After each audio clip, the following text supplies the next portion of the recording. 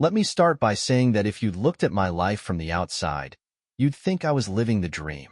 34, a steady job in tech, a house in a decent neighborhood, and a wife most guys would have killed to have by their side. We had a golden retriever, a joint Costco membership, and even matching coffee mugs that read his and hers. Everything was picture perfect, or at least, that's what I thought. But you know how they say the devil's in the details? Turns out, the details of our marriage weren't nearly as picture-perfect as the snapshots we plastered on Facebook every anniversary. I was the kind of guy who always thought I was doing enough. I paid the bills, kept the fridge stocked, and never forgot a birthday or anniversary. Sure, I wasn't the type to leave her love notes or cook dinner every Friday night, but I thought I checked all the boxes a good husband should. And let's not beat around the bush here. I thought our bedroom life was fine too. Actually, more than fine. For years, I approached our intimacy as something transactional. I showed up, put in the effort I thought was enough, and walked away feeling pretty damn pleased with myself. I honestly believed it was working for both of us. She never outright complained, so I figured she was satisfied too. But what I didn't realize was that she wasn't just staying silent, she was stifling herself. Looking back, there were signs. I can remember the time she tried to talk to me about spicing things up or her needs. She'd bring it up after dinner, usually when we were unwinding on the couch. I'd nod along and maybe throw in a half-hearted, "Yeah, sure, we'll try that," but I never took her seriously. To me, it felt like she was making a big deal out of nothing. I mean, come on. Wasn't I doing what a husband was supposed to? I thought sex was about showing up, doing your job, and checking it off the list. It never crossed my mind that she might feel unfulfilled or even resentful because I wasn't willing to meet her halfway. It wasn't like she stopped trying either. She'd buy lingerie, suggest we take a weekend away, or hint that we needed more spontaneity. But I always had an excuse: I'm too tired, work's been crazy, or let's plan for another time. Basically, I shut her down every single time she tried to voice her needs. At the time, I didn't see it for what it was: control. I dictated what intimacy looked like in our marriage, whether I realized it or not. It wasn't about us, it was about me. And because she loved me, she let it slide. Until she didn't. Things started shifting about 6 months ago. I didn't notice it right away because, well, I was blind to anything that didn't fit the narrative I'd created for us. But looking back, the changes were subtle at first. She started going to the gym more often. She took up a new hobby, painting, which I thought was great. And then there was her job. She'd always been passionate about her work, but when her office hired a new project manager named Chris, her excitement about going to work hit a whole new level. She started talking about him, a lot. At first, it didn't bother me. I figured he was just another coworker. But the way she lit up when she mentioned him, that should have been my first clue. Chris was funny, apparently. He got her sense of humor, which she always said was too weird for most people. He shared her taste in music, and they bonded over some indie band I'd never heard of. She'd come home from work, and instead of asking about my day, she'd launch into a story about some inside joke they shared. I told myself it was harmless. And then, there was the lingerie. She bought a new set, black lace, something she knew would catch my attention. And it did. I thought she was finally coming around to my way of doing things, and maybe I even congratulated myself for how well I'd trained her to adapt to me. But when she put it on, something felt off. She wasn't doing it for me. I couldn't put my finger on it at the time, but looking back, I think I knew, deep down, that her head was somewhere else, or with someone else. It all came to a head one Friday night. She said she had a late meeting at work. Normally, I wouldn't have thought twice about it, but something in her tone made me pause. It wasn't guilt or nervousness. She sounded almost excited. When she came home that night, she smelled like cheap wine and expensive cologne, neither of which I owned. I didn't say anything. Maybe I didn't want to know. Maybe I thought if I ignored it, it would go away. But ignoring it didn't make it go away. Over the next few weeks, the distance between us grew. She stopped trying to connect with me in the ways she used to. She'd get lost in her phone, her face lighting up with texts I never saw. When I asked her about it, she brushed me off with a casual, "It's just work stuff." I should have seen it coming. Hell, I did see it coming, but I refused to believe it. I was too comfortable, too arrogant, and too convinced that she'd never step outside the boundaries I'd set for her. Turns out, I was wrong. Dead wrong. When I think about where things started to go wrong, it wasn't a specific event. It was more like a slow leak, a quiet drip that didn't seem important until the ceiling caved in. At the time, I wasn't even aware of the damage I was causing. I'd convinced myself our marriage was fine. Better than fine. Actually, I was the kind of guy who believed in stability above all else. I worked hard to keep our life on track, the mortgage paid, the fridge stocked, and the car running smoothly. I thought those were the things that mattered most in a marriage. The rest, the emotional stuff, the physical connection, felt like window dressing. If I was handling the big stuff, wasn't that enough? I guess I should have seen it differently. I should have paid attention when she started asking for more. But at the time, I saw her attempts to talk about intimacy as complaints. I figured she was being dramatic, making mountains out of molehills. I'll be the first to admit it. I like things my way. Our bedroom life worked for me. I didn't see a reason to change it.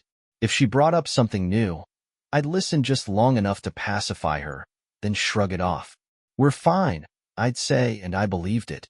Looking back, it's so clear. The cracks were forming right under my nose, but I was too self-absorbed to notice. It wasn't like she stopped trying either.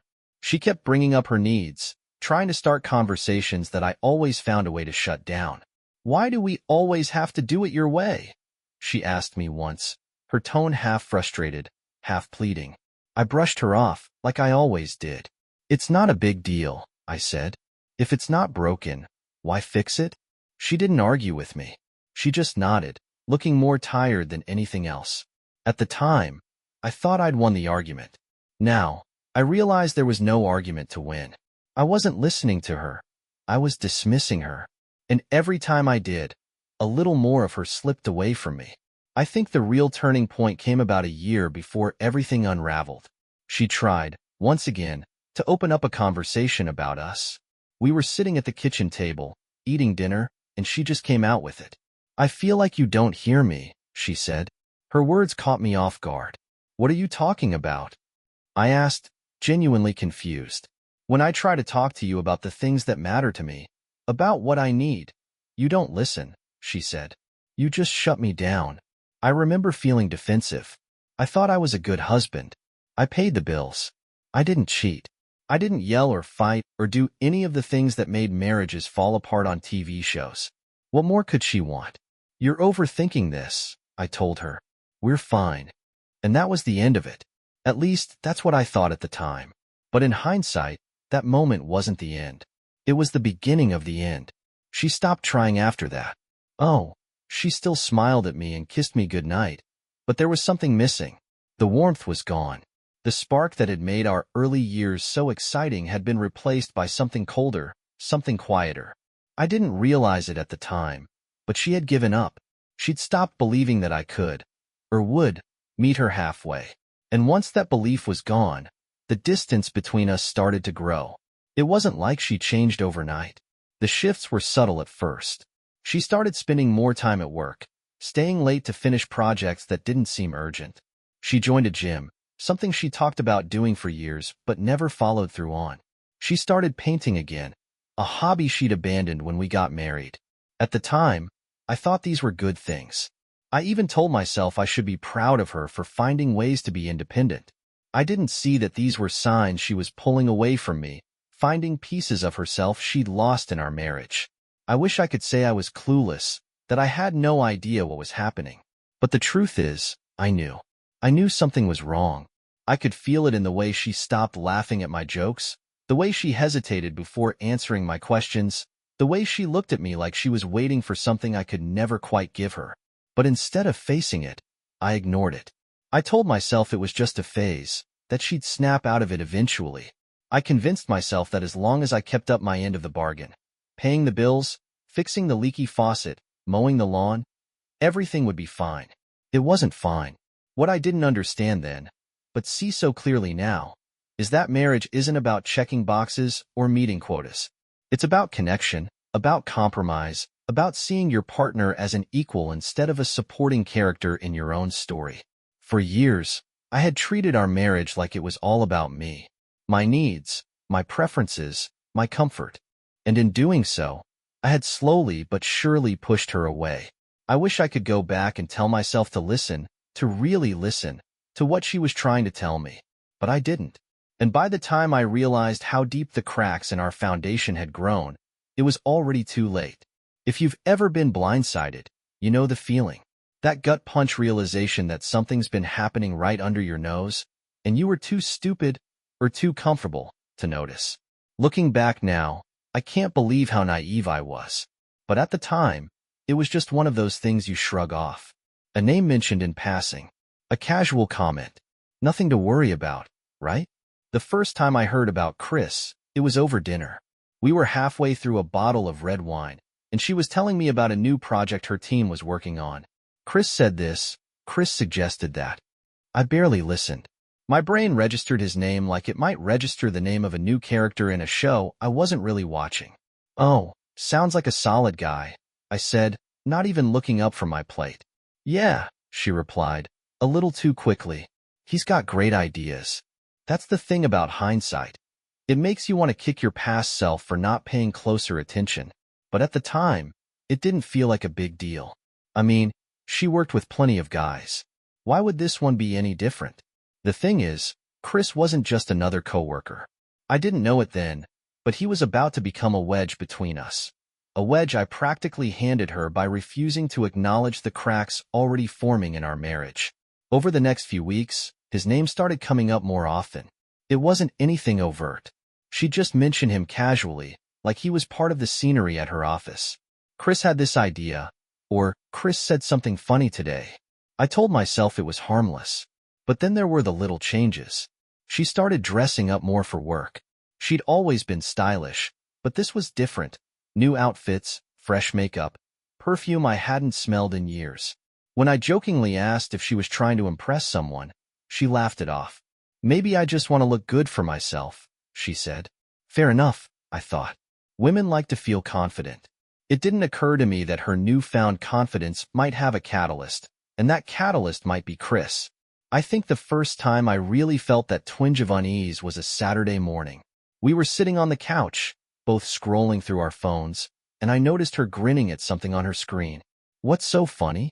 I asked. Just a text from a coworker, she said, still smiling. Chris.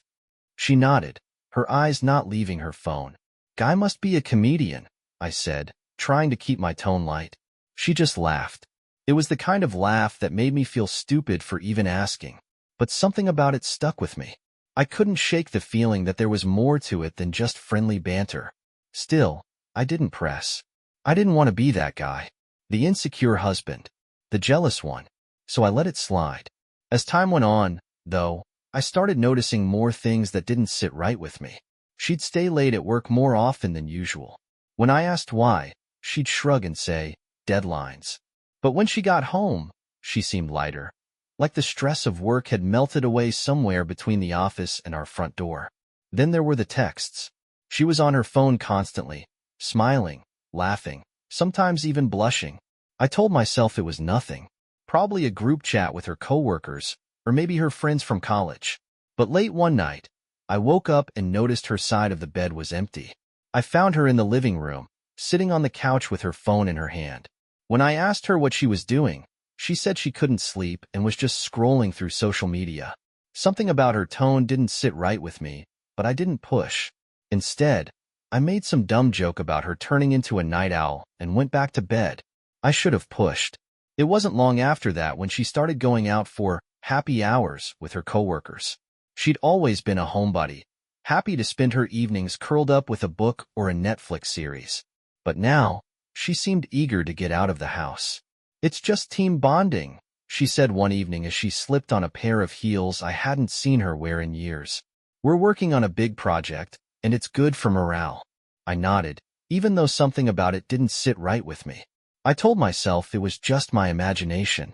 I mean, we'd been married for 7 years. 7 solid years. We had our routines, our traditions, our inside jokes. We had history. And Chris? Chris was just some guy from work. At least, that's what I kept telling myself. But deep down, I knew. I could feel it in the way she smiled when she talked about him. The way she seemed to light up in a way she didn't with me anymore. I tried to brush it off, to tell myself I was overthinking things. But the truth was, Chris wasn't just a name anymore. He was a presence, an idea, a threat. And the worst part? I had no idea how to stop it.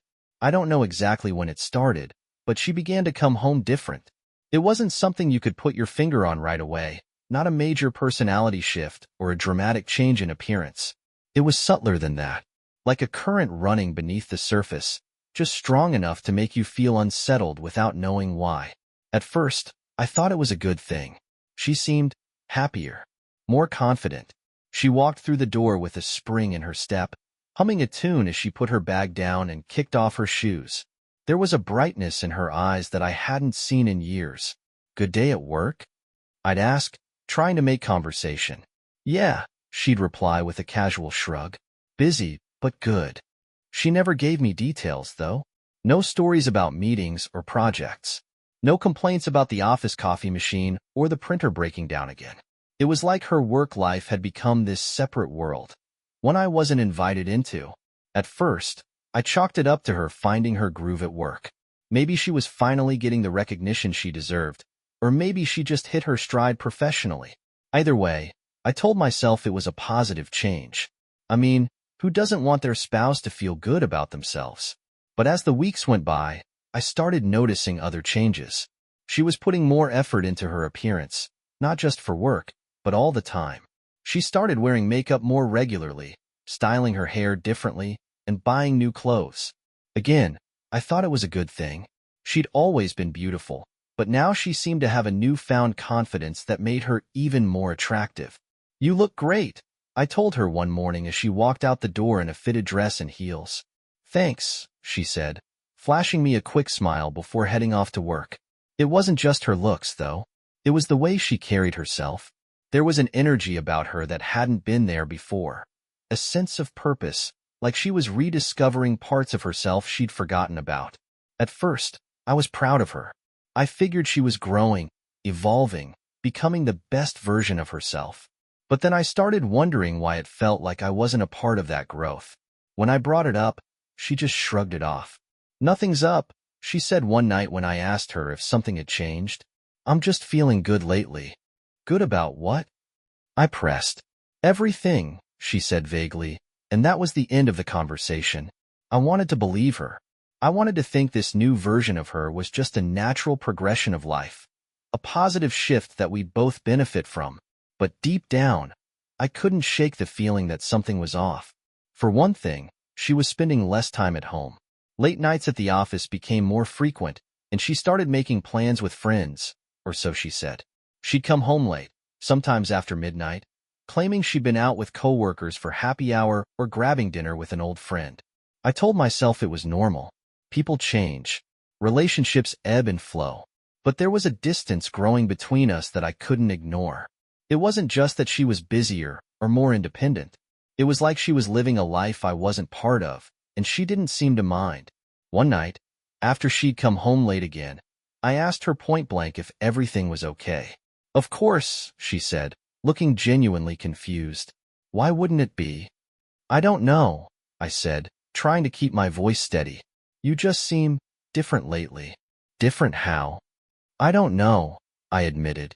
"Just different." She smiled, a small, almost pitying smile, and said, "I think you're overthinking it. I'm fine. We're fine." That should have been reassuring, but it wasn't. There was something in her tone that felt dismissive, like she was patting me on the head and telling me not to worry about grown-up things. I wanted to believe her, but I couldn't shake the feeling that I was losing her. It wasn't until later, much later, that I realized what was really happening. She wasn't just rediscovering herself. She was realizing how small her world had become, how much she'd compromised to fit into the version of life I'd created for us. 4 years, I'd been the one in control of our schedules, our decisions, even our intimacy. I didn't mean to be controlling. I just thought I knew what was best for us. But in doing so, I'd boxed her in, made her world smaller than it needed to be. And now, she was breaking free of that box. At the time, I didn't see it that way. I just saw her pulling away, and I didn't know how to stop it.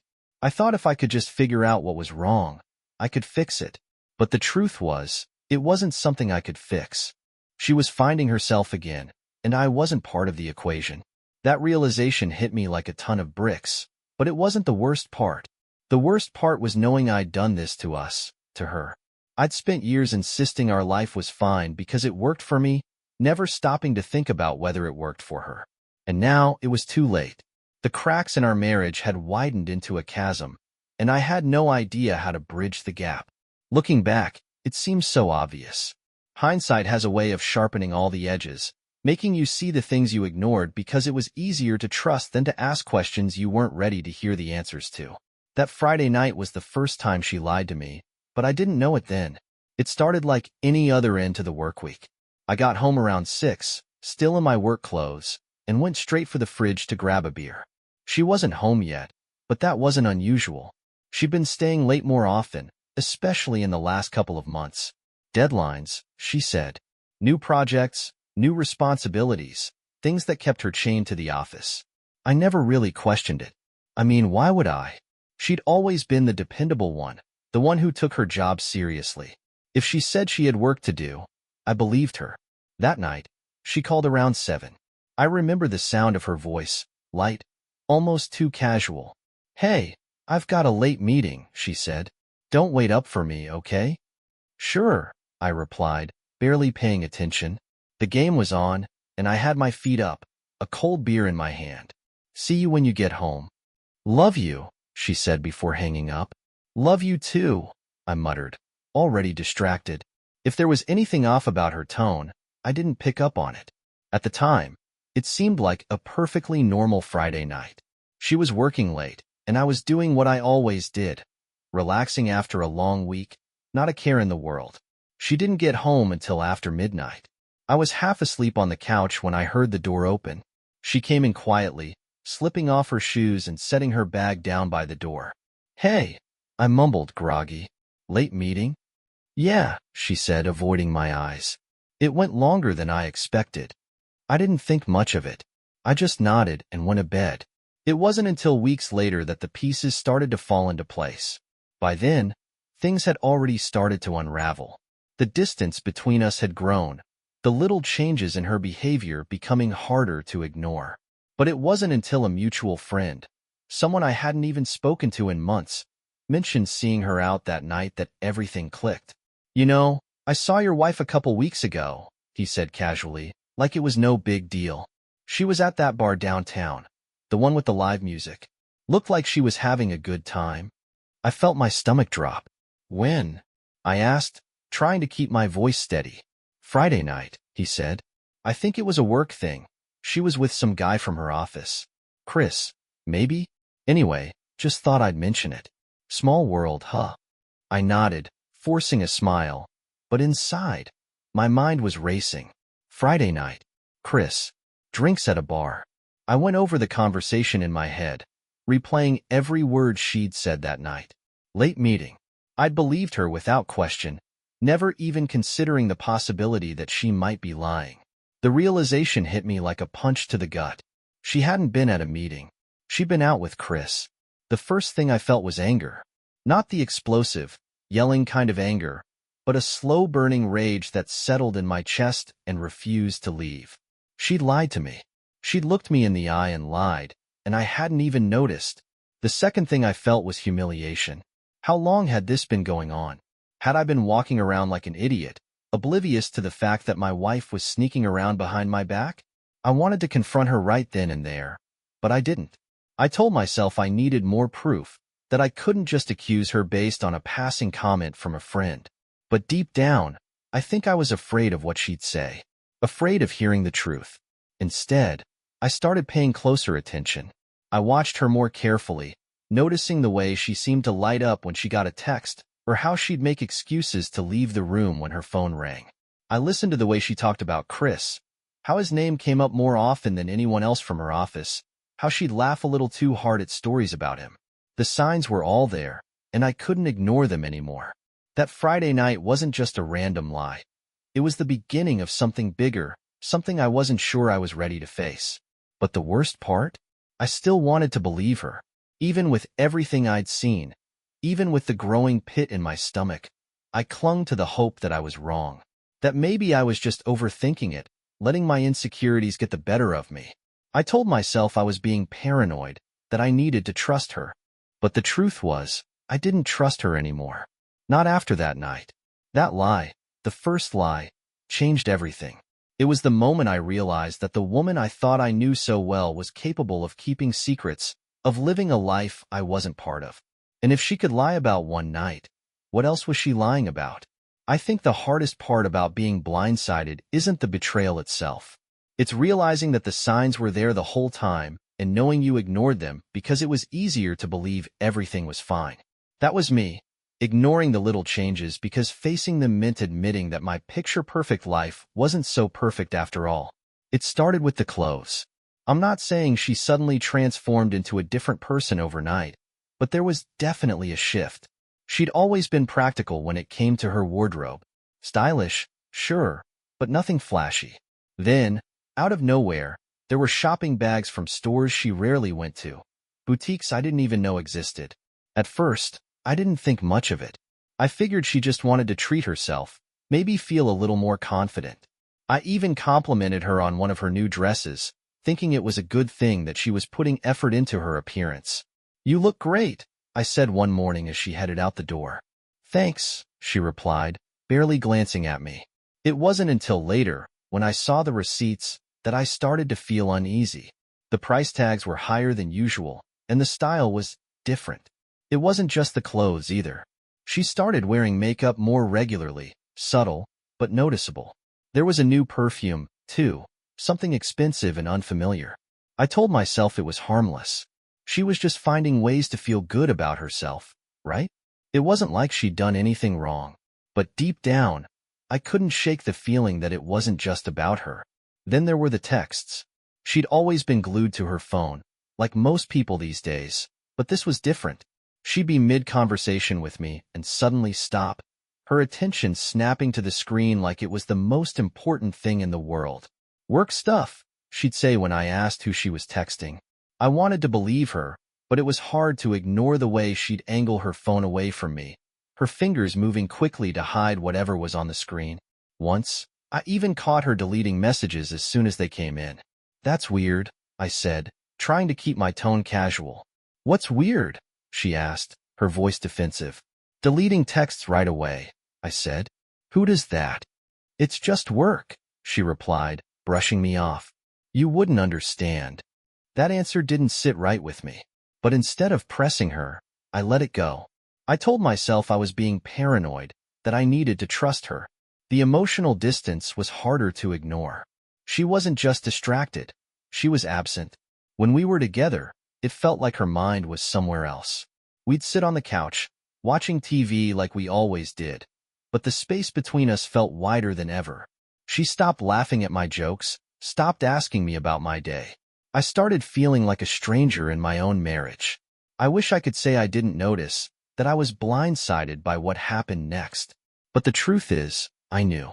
I knew something was shifting. I tried to convince myself I still had control, that whatever was going on, I could fix it. But every time I tried to bring it up, she'd shut me down. "You're imagining things," she said once when I asked if everything was okay between us. "Am I?" I shot back. She sighed, exasperated. "Yes, everything's fine. Stop overthinking it." I wanted to believe her. I wanted to believe that the little changes didn't mean anything, that they were just a phase. But deep down, I knew better. There was one night that stands out in my memory, probably because it's the moment I realized how far apart we'd grown. We were sitting at the dinner table, eating in silence, when her phone buzzed. She glanced at it quickly, a small smile playing on her lips, before setting it face down on the table. "Who's that?" I asked, trying to sound casual. "Just a friend," she said, her tone dismissive. "What friend?" "Why does it matter?" she snapped, her eyes narrowing. I didn't push her. I wanted to, but something in her tone told me I wouldn't get the answer I was looking for. That night, as I lay in bed staring at the ceiling, I couldn't shake the feeling that I was losing her. The new clothes, the hidden texts, the growing distance. It all felt like pieces of a puzzle I couldn't put together. I told myself I was being paranoid, that I needed to trust her. But trust felt like a flimsy excuse for avoiding the truth. And the truth was, I didn't recognize the woman lying next to me anymore. The worst part? I still wanted to believe her. I still wanted to believe that everything was fine, that the little changes didn't mean anything. But deep down, I knew. I knew things were shifting, and I had no idea how to stop it. I can tell you the exact moment my world shattered. It wasn't a gradual realization or a creeping suspicion. It was like being hit by a freight train you never saw coming. The funny thing is, I'd already asked her about Chris. I'd already tried to put the pieces together. But when the truth finally came out, it hit me harder than I thought possible. It started with a question I'd been avoiding for weeks. Are you and Chris close? I asked one night as we sat on the couch. My voice was as steady as I could manage, but my stomach was doing flips. She looked at me, her expression calm and unreadable. What do you mean? I mean, you've been spending a lot of time with him. You talk about him a lot. I don't know. It feels like there's something I should know. Her eyes didn't waver. There's nothing going on, she said, her tone measured and even. I wanted to believe her. God, I wanted to believe her. She didn't flinch, didn't stammer, didn't give me any of the tells you'd expect from someone hiding something. But it was her calmness that threw me off. It wasn't the defensive calm of someone falsely accused. It was the practiced calm of someone who knew exactly what to say to defuse the situation. Okay, I said, forcing myself to drop it. If you say so. But that conversation planted a seed of doubt in my mind, and no matter how hard I tried, I couldn't stop it from growing. A couple of weeks later, I got the text that changed everything. It came from a friend of mine, someone I hadn't talked to in a while. The message was short, just a few lines, but it might as well have been a bomb going off in my hand. Hey man, hate to be the one to tell you this, but I saw your wife at bar name tonight. She was with some guy. Looked pretty cozy. Thought you should know. Attached was a photo. My hands were shaking as I opened it. It was grainy, probably taken from across the room, but there was no mistaking it. It was her, sitting at a dimly lit table with Chris. They weren't doing anything blatantly inappropriate, but their body language said it all. She was leaning in, smiling in a way I hadn't seen her smile at me in months. His hand was resting on the table, inches from hers. My chest felt like it was caving in. I couldn't breathe. She told me she was working late that night. Another deadline. Another excuse I hadn't questioned. And here she was, out at a bar with him, laughing and leaning into him like I didn't exist. I don't know how long I stared at the photo, my mind racing in 1,000 different directions. Part of me wanted to drive straight to the bar and confront her. Part of me wanted to call her right then and demand an explanation. But mostly, I just felt numb. I waited until she got home, sitting in the dark with the photo still open on my phone. When I heard her keys in the lock, my heart started pounding so hard I thought it might burst out of my chest. Hey, she said as she walked in, setting her bag down by the door. Long day. Yeah, I said, my voice cold. Must have been. She froze, sensing the tension immediately. What's wrong? I held up my phone, the photo still displayed on the screen. Care to explain this? Her face went pale. For the first time in weeks, her calm facade cracked. Where did you get that? She asked, her voice barely above a whisper. A friend, I said. Someone who actually cares enough to tell me the truth. Unlike you. She opened her mouth to say something, then closed it again, as if she couldn't find the right words.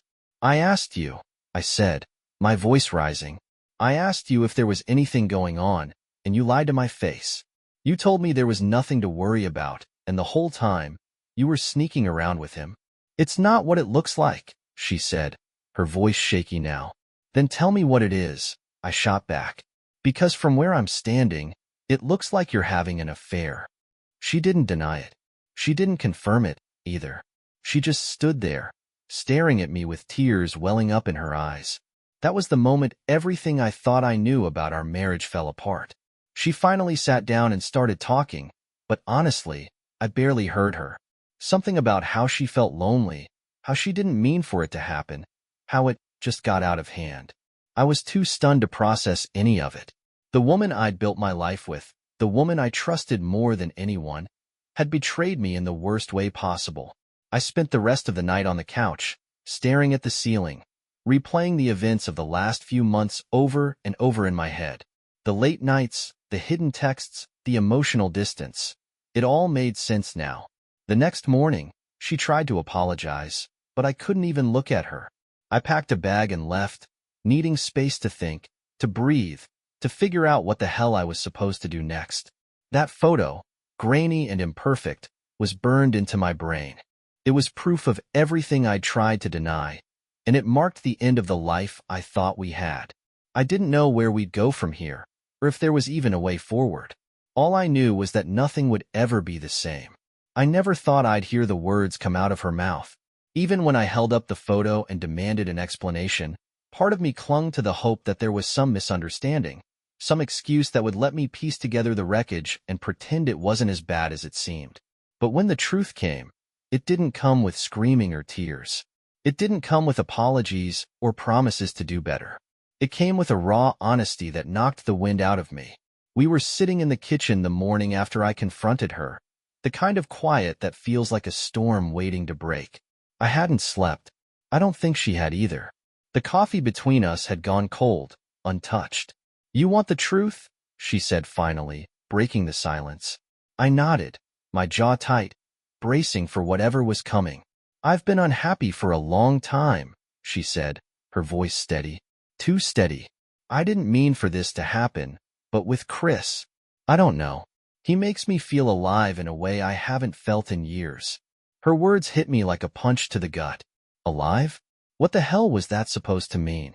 "I didn't realize how small my life had become," she continued, looking down at her hands. "I didn't see it at first, but I felt trapped, like I was just going through the motions. I couldn't believe what I was hearing. For years, I thought I was doing everything right. I provided for us. I kept us steady. I made sure we had a good life, didn't I? But now, she was sitting here, telling me that the life we built together wasn't enough. "Chris didn't cause this," she said, finally looking me in the eye. "It's not just about him. It's about me. About what I gave up without even realizing it. Being with him, it reminded me of who I used to be, of who I wanted to be." I didn't say anything. I couldn't. The anger was there, boiling under the surface, but so was something else, something I didn't want to admit. Shame. Because the truth was, I knew she wasn't entirely wrong. I'd spent years dictating the terms of our relationship without even realizing it. Our routines, our intimacy, even the way we communicated. It was all on my terms. I wasn't controlling in an obvious way. I wasn't abusive or demanding. But I was selfish in ways that didn't leave much room for her. She had tried to tell me, hadn't she? All those times she brought up her feelings, her needs, her desire for something more. And every time, I'd brushed her off, told her she was overthinking it, assumed she'd get over it. And now, here we were. "Why didn't you talk to me?" I asked finally, my voice cracking despite my best effort to keep it steady. "Why didn't you tell me you felt this way?" "I tried," she said simply. "But every time I did, you made it clear that your way was the only way. After a while, I just stopped trying." Her words stung, but I couldn't deny them. "That doesn't make this okay," I said, the anger bubbling back to the surface. "You don't get to cheat and then blame me for it." "I'm not blaming you," she said, her voice rising for the first time. "I'm trying to explain how I got here. I didn't plan this, but I can't undo it either." I wanted to yell, to slam my fist on the table, to tell her that none of this was fair. But all I could do was sit there, my mind racing with everything she'd said. This wasn't just about Chris. It wasn't just about one night or one bad decision. This was about years of unspoken resentment, years of her feeling like she had no voice, no room to grow. She wasn't just cheating on me. She was reclaiming a part of herself I'd unknowingly suppressed. That realization hurt more than anything else. Because as much as I hated what she'd done, I couldn't ignore my own role in pushing her to this point. I spent the rest of the day in a fog, replaying her words over and over in my head. She'd gone to stay with a friend for a few days to give us both some space. but the house felt suffocating without her. Everywhere I looked, I saw reminders of the life we'd built together, a life that was now in pieces. I couldn't stop thinking about the choices I'd made, the ways I'd ignored her needs because it was easier than addressing my own shortcomings. And I couldn't stop thinking about Chris, the man who'd stepped into the space I left empty. That night, I sat in the dark with a glass of whiskey in my hand, trying to make sense of it all. How do you fix something when it's been broken for so long? How do you move forward when the person you thought you knew turns out to be a stranger? I didn't have the answers then. I still don't. All I knew was that the foundation of our marriage had crumbled, and I wasn't sure if it could be rebuilt. Maybe we could find a way to move past this. Or maybe this was the end of the road. Either way, nothing would ever be the same. And maybe that was the hardest truth of all. If you've never been through it, you don't really know what the word aftermath means. It's not just the fallout, the wreckage of what used to be your life. It's the slow, grinding process of trying to figure out how to move forward while dragging the weight of everything that's broken behind you. That's where I found myself in the months after everything came crashing down. The first few weeks were a blur. She stayed with her friend while I tried to piece together what was left of our marriage and my sanity. I'd sit in the quiet of the house, replaying every conversation, every fight, every moment I should have seen coming. It was like trying to solve a puzzle where half the pieces were missing and the other half didn't fit anymore. People always say therapy helps, so we gave it a shot. But therapy isn't some magic wand that fixes everything.